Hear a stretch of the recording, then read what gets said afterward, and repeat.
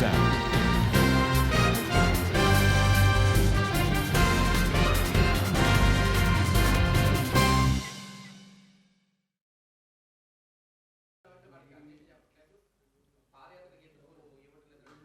నేను ఈ సందర్భంగా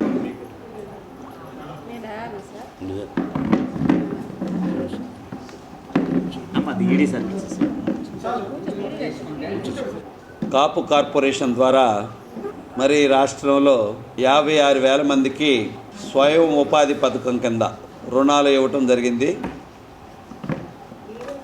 సుమారు 858 కోట్ల రూపాయలు ఈ రాష్ట్రంలో 13 జిల్లాల్లో కూడా ఇవ్వటం జరిగింది.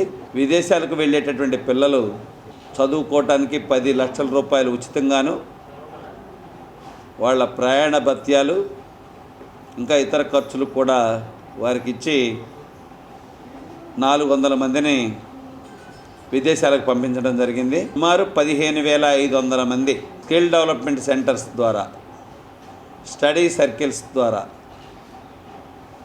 ఈ రాష్ట్రంలో వాళ్ళు